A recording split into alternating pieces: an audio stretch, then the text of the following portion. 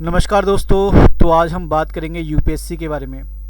देखिए, मैं उन बच्चों के बारे में बात नहीं करने जा रहा जो यूपीएससी का एग्ज़ाम देने जा रहे हैं, क्योंकि उनको पता है यूपीएससी के बारे में जो एग्ज़ाम देने जा रहे हैं। मैं यहाँ पे बात करूँगा नए बच्चों का जो अभी first year, second year, third year में हैं, जो बच्चे एग्ज़ाम देने की अभी सोचे भी नहीं। उनको बहुत कम बच्चे जो अभी बहुत ही भारत के अलग अलग कोनों में, खासकर जो नॉर्थ इंडिया के बच्चे हैं, उनको यूपीएससी के बारे में पता है, लेकिन अभी उनको डीपली वैसे नहीं पता, जैसे कि इसकी में क्या क्या पैटर्न होता है, किस तरीके से पूछा जाता है। उनके लिए अभी यूपीएससी बहुत दूर एक सपना लगता है।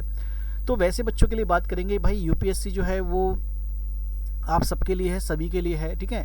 बट जाहिर सी बात है, आप सबको जैसे पता होगा भाई, यूपीएससी एक इंडिया का जो है one of the most toughest exam है इंडिया का। तो इसमें चांसेस बहुत कम रहते हैं, बट किन के चांसेस रहते हैं? हम सब भी यहाँ पे बहुत सारे टीचर्स हैं जो जिन्होंने कभी ना कभी यूपीएससी का एग्ज़ाम दिया है। तो नए बच्चे जो हैं, उनको अगर सही गाइडेंस सही समय पे मिल जाए तो वो भी क्रैक कर सकते हैं। यहाँ पे मेरा पर्पज़ यही है कि उनको सही थोड़ी सी गाइडेंस दी जाए, जहाँ पर आपको जो है अभी से, अगर आप फर्स्ट ईयर, सेकेंड ईयर या थर्ड ईयर में हैं और आप सोच रहे हैं, तो आप एक साल पहले जो है, पहले आपने अगर मन नहीं बनाया और आप सोच रहे हैं कि भाई ये किस तरीके से होगा, तो पहले थोड़ी बात हम थोड़ी सी जानकारी ले लेते हैं कि भाई यूपीएससी के एग्ज़ाम जो आप 21 साल में ग्रेजुएशन के बाद दे सकते हो। आप भले ही आपने कहीं से भी ग्रेजुएशन करी हो, किसी भी ओपन यूनिवर्सिटी से करी हो, प्राइवेट यूनिवर्सिटी से करी हो, यूपीएससी को इससे कोई फ़र्क नहीं पड़ता। यूपीएससी को फ़र्क पड़ता है कि बस आप एक मिनिमम एलिजिबिलिटी जो है, आपका जो एलिजिबिलिटी है उसको आप पूरा करें, जिसमें आप ग्रेजुएशन होनी चाहिए, मिनिमम जो है 21 साल के आप होने चाहिए। तो यहाँ से आपका जो है जर्नी स्टार्ट होती है। अब जो कई बच्चे जो हैं अपना यूपीएससी का जो है सोचते, सर हम क्या से पढ़ेंगे, क्या सब्जेक्ट लेंगे। देखिए, जो बच्चे नॉर्थ इंडिया के हैं और जो मान के चलो आप ह्यूमैनिटीज़ से पढ़ते हो या साइंस से पढ़े, कॉमर्स से पढ़े, तो आप अपना एक सब्जेक्ट वो चूज़ करोगे जो आपको बहुत, जिससे आपको लगता है कि भाई यूपीएससी में बहुत अच्छा सब्जेक्ट रहेगा, ठीक है। तो वो तो बात रहेगी आपकी मेंस एग्जाम की। लेकिन पहले प्री की बात करते हैं। प्री में आपको जनरल सब कुछ पढ़ना है। जो ह्यूमैनिटीज़ के जो आपके सब्जेक्ट होते हैं, उसमें लगभग आपको हिस्ट्री, ज्योग्राफी, पॉलिटिकल साइंस, इसके अलावा साइंस, इकोनॉमिक्स, करंट अफेयर्स, ठीक है, ये सब कुछ पढ़ना होता है। रीजनिंग, मैथ्स, इंग्लिश, ये सब कुछ आपको आना चाहिए, ठीक है। तो हम यहाँ पे बात करते हैं पहले इसके कुछ एग्ज़ाम पैटर्न के बारे में। तो यहाँ पे सबसे पहले देखो, इसमें कुछ आपके सर्विसेज बता रखा है, ठीक है। इसमें कई तरह की सर्विसेज होती हैं। आपके रैंक के ऊपर डिपेंड करता है कि भाई आपने जो है कितनी रैंक हासिल करी, उसके अकॉर्डिंग आपको जो है कैडर मिलता है। आईएएस, आईपीएस जो है इस तरीके से। इसके अलावा कई तरह के और भी पोस्टल सर्विस है, रेवेन्यू सर्विसेज हैं, अकाउंट सर्विसेज हैं। तो बहुत तरह की सर्विसेज होती हैं, वो आपके रैंक के अकॉर्डिंग आपको मिलती है। तो यहाँ पे हम बात करते हैं पहले इसके बेसिक जो रूल्स के बारे में, पेपर्स के बारे में। और इसमें जो है एज लिमिट मैंने जैसे आपको बता दी, यहाँ से स्टार्ट होती है 21 साल इसके अंदर आपको मिनिमम होना चाहिए। देखो, और आप 32 साल तक, यानी आप 32 साल तक आप अगर जनरल कैटेगरी के हो तो भर सकते हो, ठीक है। और आपको मिनिमम 6 अटैम्प्ट मिलेंगे अगर आप जनरल कैटेगरी हो 21 से 32 साल तक। तो ये 6 अटैम्प्ट आप मान के चलो। आप ये मत सोचो कि भाई मुझे 21 साल में ही जॉब निकालनी है। अगर आपने, कई बच्चे सोचते हैं कि भाई 21 साल में हमें जॉब निकालनी है, तो ऐसा अगर आपने बहुत शुरुआत से आपने पढ़ाई करी है, बहुत अच्छे से आपके जो है परवरिश रही है, आपको शुरुआत से ट्रेन किया गया, तो आप निकाल भी सकते हैं, ऐसे कोई दिक्कत नहीं है। लेकिन आपको थोड़ा सा, अगर नए बच्चे हैं आप, तो आप एकदम से ग्रेजुएशन पास करते ही पहले 1-2 साल तैयारी करिए, उसके बाद भरिए, तब अपने अटैम्प्ट आप थोड़ा सा बचा के रखिए, ठीक है। जो ओबीसी वाले बच्चे हैं जो है उनके पास 3 साल का एक्स्ट्रा टाइम रहता है, यानी 32 से लेकर वो 35 साल तक दे सकते हैं, 35 ईयर्स तक। और जो SC/ST के कैटेगरी के, यानी 5 ईयर्स तक उनको छूट रहती है। और 5 ईयर्स का मतलब ये हुआ कि अब वो जो है 32 से 5 ईयर्स, यानी 37 ईयर्स तक वो दे सकते हैं आराम से, ठीक है। अटैम्प्ट की बात करें तो अटैम्प्ट में जनरल कैटेगरी के लिए जो है 6 अटैम्प्ट्स हैं। और यहाँ पर देखिए, आपको जो अटैम्प्ट की बात करें, यहाँ पे जनरल कैटेगरी के 6 अटैम्प्ट होते हैं यहाँ पे, ठीक है। जनरल कैटेगरी के यहाँ पे 6 अटैम्प्ट्स हैं। और SC/ST के लिए अनलिमिटेड, यानी आप जितने भी अटैम्प्ट दे सकते हो। कितने साल तक? 37 ईयर्स तक, यानी 37 साल तक आप SC/ST के हो, तो आप जितने मर्जी 21 से लेकर आप 37 साल तक लगा लीजिए, आप कितने अटैम्प्ट दे सकते हो। तो आप 21 से लेकर 37 साल तक लगातार आप अटैम्प्ट देते रहिए। अगर आप SC/ST कैटेगरी के बच्चे हैं तो आप 21 साल में पहला अटैम्प्ट दे दीजिए, कोई दिक्कत नहीं है, क्योंकि आपको तो अटैम्प्ट देना ही देना है, ठीक है। अनलिमिटेड है, तो आप 21 साल से देना स्टार्ट कर दीजिए। आप एक्सपीरियंस करिए, ठीक है। जितना आप ओबीसी के हैं तो आप थोड़ा सा, आपको तो थोड़ा संभाल के तैयारी करके देना है, ठीक है। और अगर आप SC/ST के बच्चे हैं तो प्लीज़ आप अभी से जो है ग्रेजुएशन के फर्स्ट ईयर से ही अपना जो है एग्ज़ाम देना स्टार्ट कर दीजिए। इसमें आपका कोई नुकसान तो है नहीं। अगर आपने 1 साल तैयारी करी है तब भी आप एग्ज़ाम दीजिए, नहीं तैयारी करी तब भी एग्ज़ाम दीजिए, ठीक है। आप देखोगे कि जो पैटर्न आया है उसके अकॉर्डिंग आपको थोड़ा आइडिया हो जाएगा कि भाई कितने किस लेवल का डीप क्वेश्चन आ रहे हैं, एनसीईआरटी के क्वेश्चन कैसे आ रहे हैं, करंट अफेयर्स के क्वेश्चन कैसे आ रहे हैं, साइंस इकोनॉमिक्स के क्वेश्चन कैसे आ रहे हैं, ठीक है। तो आपको थोड़ा आइडिया हो जाएगा और उसके बाद फिर आप 1 साल तक तैयारी करिए, उसके बाद भी देते रहिए, आपको तो हर साल ही देना, लेकिन तैयारी ऐसे करिए जिससे आपको पता चले कि भाई एग्ज़ाम में कैसे पूछ रहे हैं। जो प्री का एग्ज़ाम होगा आपका, प्रीलिमिनरीज का एग्ज़ाम जो है वो आपका जनरल पेपर होता है, वो उसमें पास होने के बाद आप मेंस में बैठते हो। अब मेंस में जो है आपके पास जो है, जब आप प्री में सेलेक्ट कर जाते हो, भाई प्री में 2 पेपर होते हैं, एक आपको पता होगा कि एक जनरल स्टडी का पेपर होता है और एक आपका होता है सी सेट का पेपर। सी सेट में जनरली आपका जो है कंप्रीहेंशन इंग्लिश जो है इंग्लिश के और लॉजिकल साइंस और कई मैथ और रीजनिंग के क्वेश्चंस आते हैं इस तरीके से। उसमें आपको बस क्वालिफाई करना होता है। अगर वो आप क्वालिफाई कर जाते हो तो उसके बाद आपको जो है जनरल स्टडी का पेपर चेक करना होता है। जनरल स्टडी से ही आपकी मेरिट बनती है प्री की, ठीक है। सो अब यहाँ पे जो है रिजर्वेशन की बात हो गई यहाँ पर। अब यहाँ पे देखो सिलेक्शन प्लान ऑफ एग्जामिनेशन। तो प्री में एग्जाम में जैसे कि हमारा 33%, यहाँ पे प्री का एग्ज़ाम देखिए सर, प्री में जो है आपके देखो 200 मार्क्स का जो है पहला पेपर होगा आपका, पहला और दूसरा दोनों पेपर आपके 200 मार्क्स के होंगे, ठीक है। सो यहाँ पे क्या है कि जनरल स्टडी के 2 पेपर होंगे, पहला पेपर फर्स्ट और paper second. General study paper second of civil service preliminary examination will be qualifying paper with the minimum qualifying marks 33%।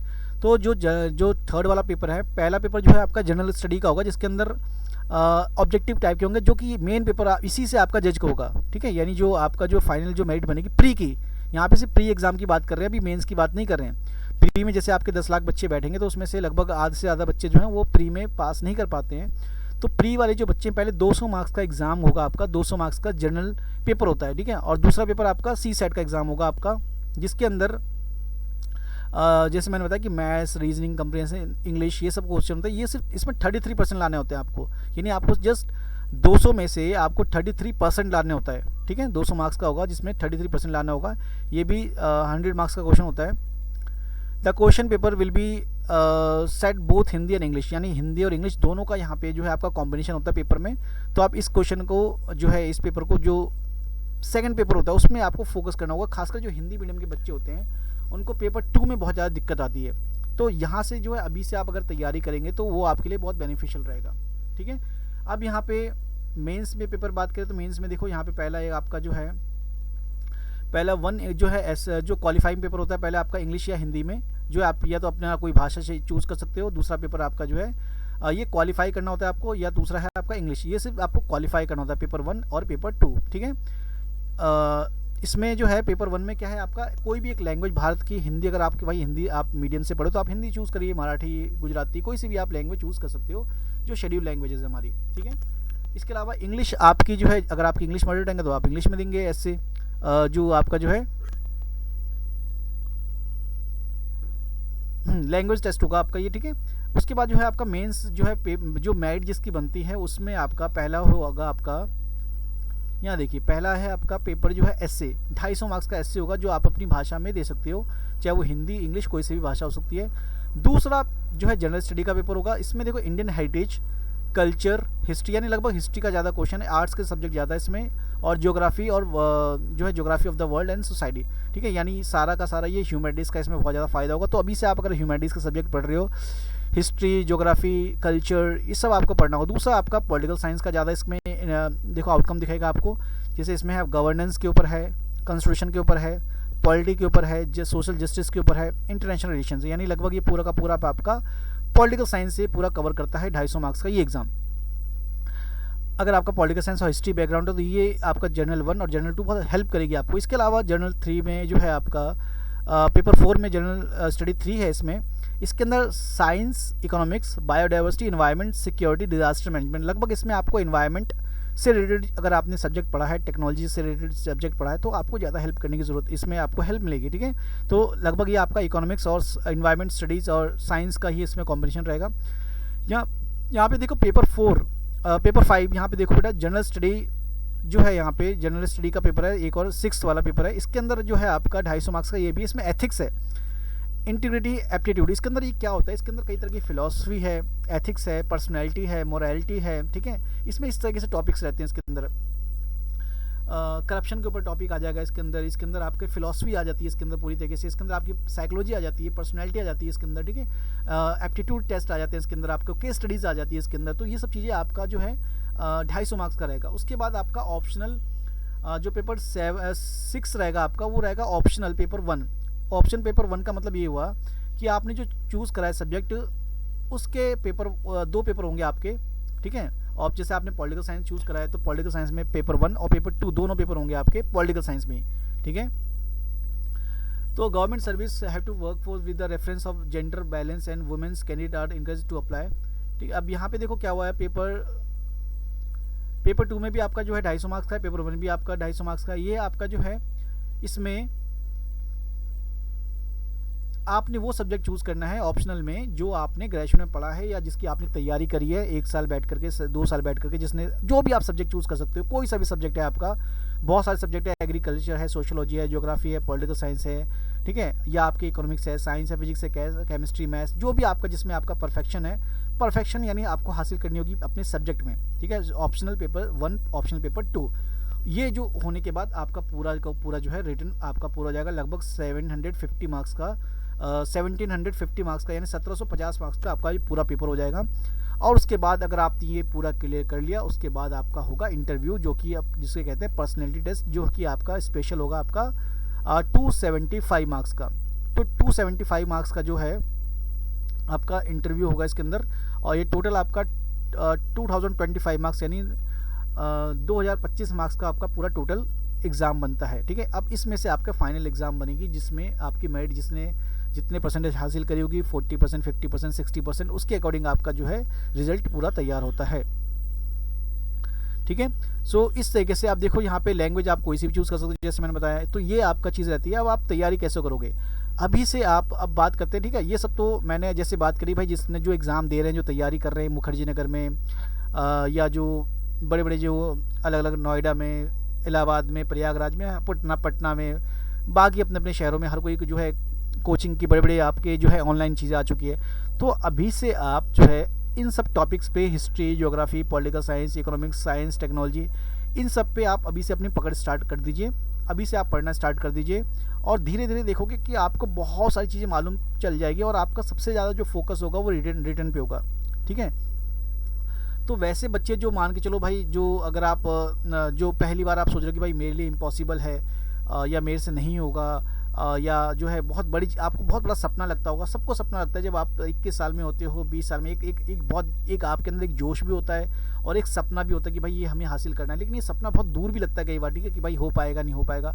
तो आप शुरुआत से ही, खासकर जैसे जिसको अभी कई सारे बच्चे ऐसे होते हैं जिनको भाई इनका IAS का A भी नहीं पता होता, बिल्कुल कुछ नहीं पता होता, ज़ीरो होते हैं, तो वो बच्चे भी बनते हैं और वो बच्चे भी कर सकते हैं। लेकिन वही बात है कि आपको पूरी तरीके से इसमें डूबना पड़ेगा, पूरा जो है पूरी तरीके से इसके अंदर आपको कोई कोचिंग इंस्टीट्यूट, कोई जो है आपका यूट्यूब चैनल या कोई टीचर वगैरह आपसे ज़्यादा हेल्प नहीं कर सकता, ठीक है। आपके अंदर अगर वो क्षमता आ गई, अगर आपने जो सोचा कि भाई मैं ठान ली मुझे करना है, तो वही आपके बाकी सब चीज़ें ऑटोमेटिकली आपको हेल्प करेगी। आपके टीचर्स, आपके जो है आपके गुरु, ठीक है, आपके यूट्यूब के चैनल्स, ठीक है, कोई भी कोचिंग इंस्टीट्यूट, बड़े से बड़ा कोचिंग इंस्टीट्यूट, बड़े से बड़े जो लोग हैं, ऐसा नहीं कि वो भी बहुत कई सालों से लोग बहुत अच्छे घर के बच्चे कोचिंग ले रहे हैं। मुखर्जी का बाकायदा एक सेपरेट रूम लेकर के लोग रहते हैं, 30-50 हज़ार रुपये किराया मैंने देखा है लोगों को भरते हुए, मेरे दोस्तों को भरते हुए। कई सारे ऐसे लड़के हैं जो 30,000 40,000 रुपीज़ किराया देते हैं, ठीक है, मतलब, और सेपरेट रूम लेकर रहते हैं। फिर वो भी, उनका भी एग्ज़ाम क्लियर नहीं होता। और कई बच्चे ऐसे जो कि बहुत ही